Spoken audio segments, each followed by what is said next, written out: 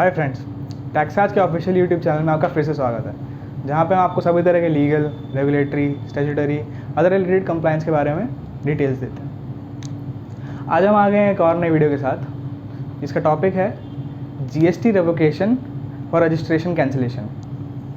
ये क्या होता है, इसका प्रोसीजर क्या है, कैसे करना है इसके बारे में हम आगे बात करते हैं। चलिए वीडियो शुरू करते हैं। सबसे पहले जीएसटी रेवोकेशन का मतलब क्या है। जीएसटी रेवोकेशन तब किया जाता है अगर आपका जीएसटी रजिस्ट्रेशन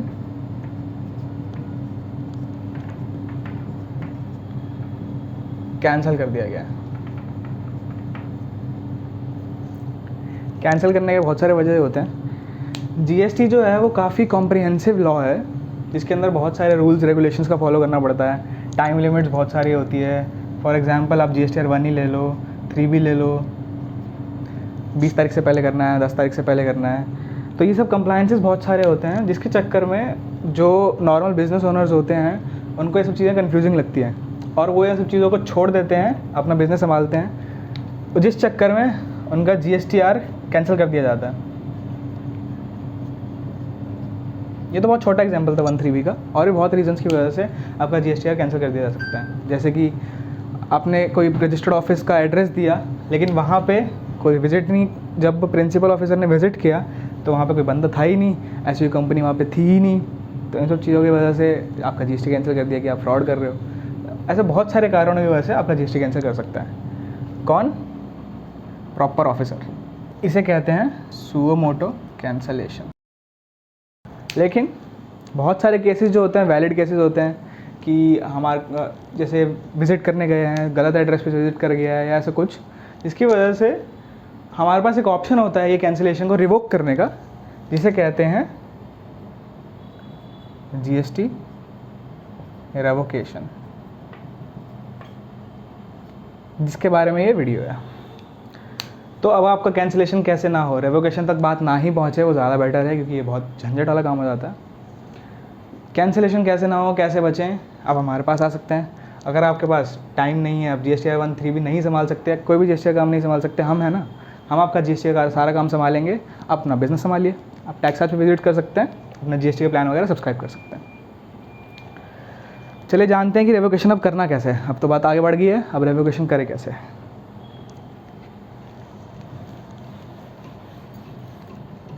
तो प्रोसीजर है कि जैसे ही आपको नोटिस आया रेवोकेशन का, आपको 30 डेज़ का टाइम मिलेगा उस नोटिस की डेट से रेवोकेशन फाइल करने का। इस 30 डेज़ के अंदर अंदर ही आपको रेवोकेशन फाइल करनी पड़ेगी, तभी जाके आपका अप्रूव हो पाएगा। अगर 30 डेज़ लैप्स हो गए तो फिर आपका रेवोकेशन कैंसिल नहीं हो पाएगा।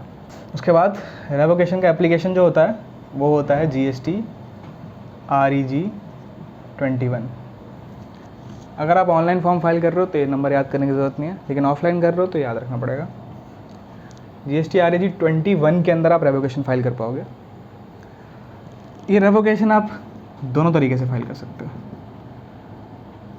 ऑनलाइन भी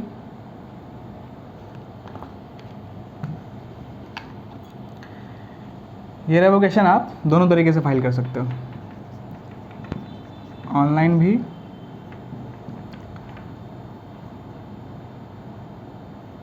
ऑफलाइन भी।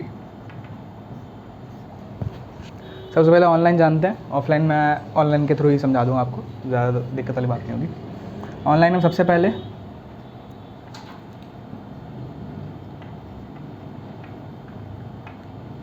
टैक्स पेयर का साइट लॉगिन करेंगे। आपका आईडी होगा आपके पास, एक पासवर्ड होगा आपके पास। अगर आपका रेवोकेशन आया है तो आपके पास ऑब्वियसली आईडी पासवर्ड होगा ही। अगर आपको आईडी पासवर्ड नहीं याद तो आप वहाँ पे GST पे जाके फॉरवर्ड पासवर्ड करके अपना पासवर्ड चेंज कर सकते हैं। फिर आप लॉगिन करने के बाद वहाँ ऑप्शन आएगा, वहाँ डैशबोर्ड में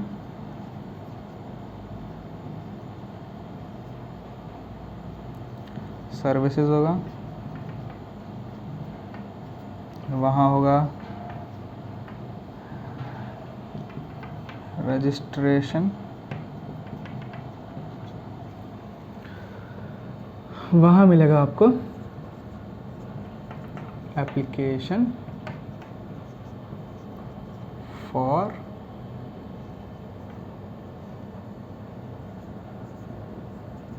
रेवोकेशन।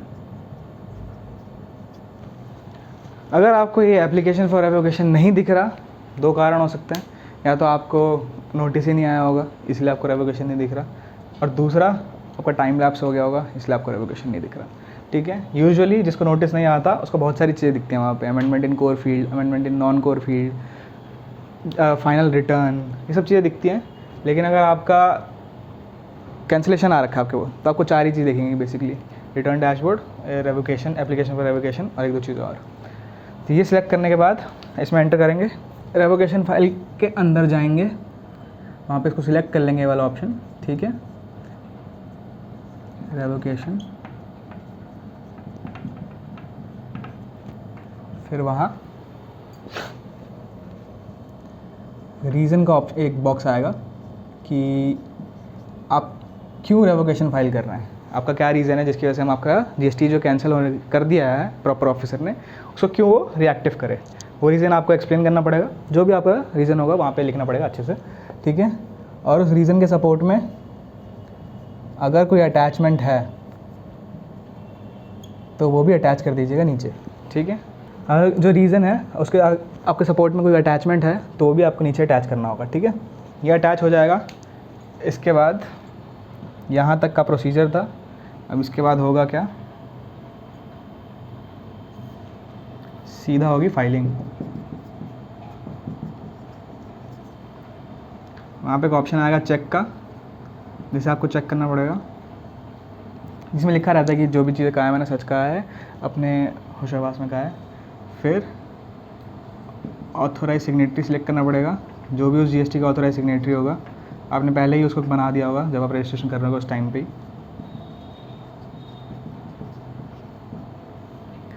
फिर प्लेस का ऑप्शन आएगा, वो फिल करना पड़ेगा।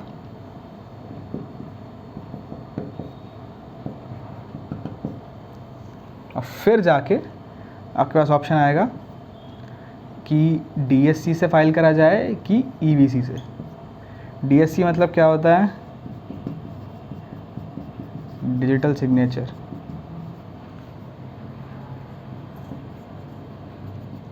डिजिटल सिग्नेचर बनाना पड़ता है आपको, रजिस्टर, डिजिटल सिग्नेचर बनाना पड़ता है आपको, रजिस्टर करना पड़ता है। अगर आपका कर रखा हो ऑलरेडी तो ही ये ऑप्शन अवेलेबल रहेगा, नहीं होगा तो फिर आपको ईवीसी से करना पड़ेगा। ईवीसी क्या होता है, ओटीपी जाता है आपके नंबर एंड ईमेल आईडी पे। ये नंबर और ईमेल आईडी आप रजिस्ट्रेशन के टाइम पे क्रिएट करते हो, या अगर आपको चेंज करा अपने बीच में तो चेंज होता है।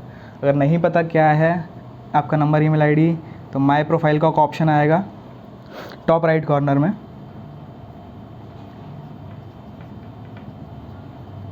वहाँ जाना, वहाँ पे जाके कॉन्टैक्ट में जाना, वहाँ पे आपको ईमेल आईडी और फ़ोन नंबर दिख जाएगा कि किस पे आपको ओटीपी जाएगा। ये सिलेक्ट करके ओटीपी जाएगा, फिल करके हो गया आपका। इतना काम था ऑनलाइन रजिस्ट्रेशन के अंदर। ये करते ही आपका सारा काम हो जाएगा, आपकी तरफ से रेवोकेशन फाइल हो चुका है। अब बारी है ऑफलाइन की। ऑफलाइन का क्या प्रोसीजर है, अगर आपको ऑनलाइन नहीं आ पा रहा आपसे, या आपसे नहीं हो पा रहा ऑनलाइन, तो ऑफलाइन का प्रोसीजर ये होता है कि GST REG 21 फॉर्म आपको डाउनलोड करना पड़ेगा।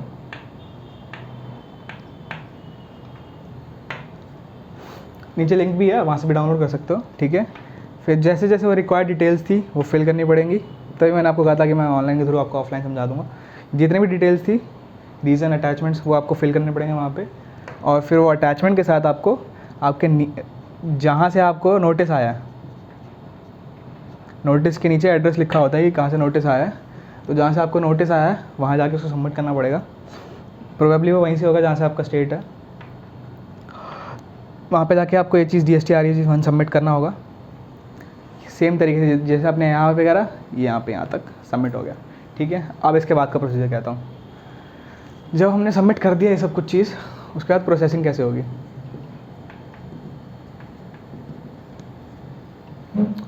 REG 21 हमने सबमिट कर दिया, GST REG 22 के अंदर हमको अगर प्रिंसिपल ऑफिसर को सब कुछ ठीक लगा तो वो GST REG 22 के अंदर हमारा GST रिएक्टिव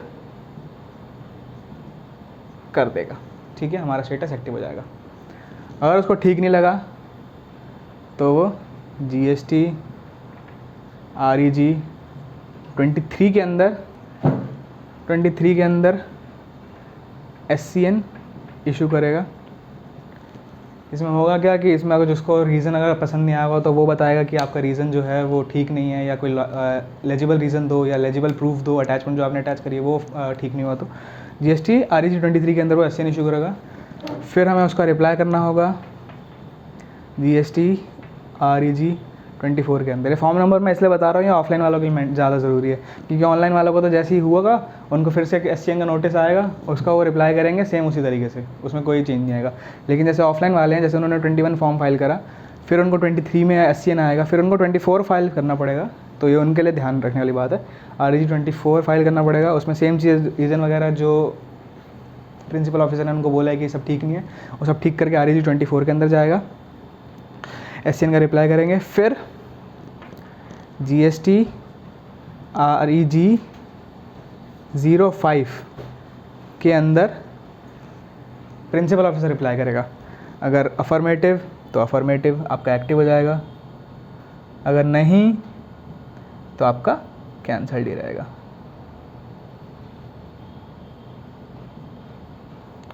ठीक है। REG 05 के अंदर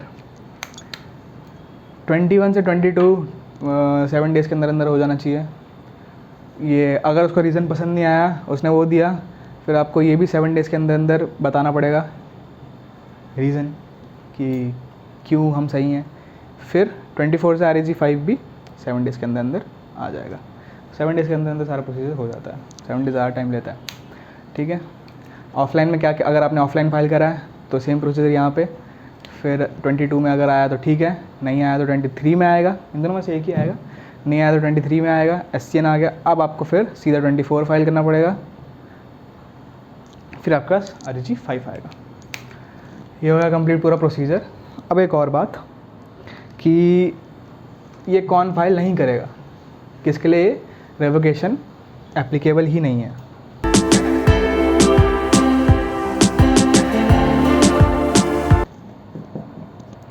इन एलिजिबल एप्लीकेंट्स, सबसे पहले UIN होल्डर्स। ये लोग वो होते हैं जो जैसे एम्बेसीज हो गई ना आपकी, उस कैटेगरी के लोग होते हैं सारे। UIN होल्डर्स रेवोकेशन के लिए फाइल नहीं कर सकते। दूसरा GST प्रैक्टिशनर्स, जो GST प्रैक्टिस कर रहे हैं वो लोग भी फाइल नहीं कर सकते एज पर रूल्स। और तीसरा एक केस होता है जो मैंने आपको शुरू में नहीं बताया डेलिबरेटली, कि जैसे ये जो केस था आपका प्रिंसिपल ऑफिसर ने कैंसिल करा था, उसको कोई चीज़ ख़राब लगी या आपने कोई रूल अबाइड नहीं करा, तो उसने आपका GST कैंसिलेशन करा था, जिसे कहते थे हम सुओ मोटो।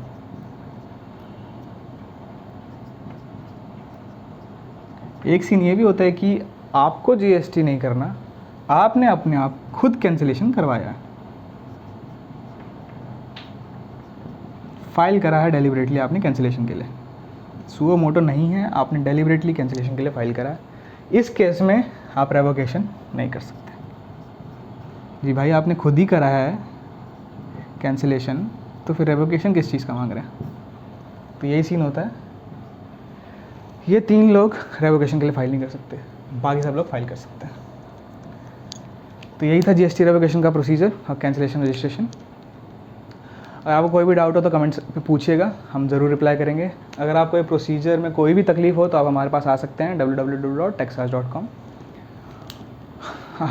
अगर आपको ये वीडियो पसंद आई तो प्लीज़ लाइक करिएगा, शेयर करिएगा दोस्तों के साथ, सब्सक्राइब करिए हमारे चैनल को ऐसी वीडियोज़ के लिए। तब तक के लिए बाय।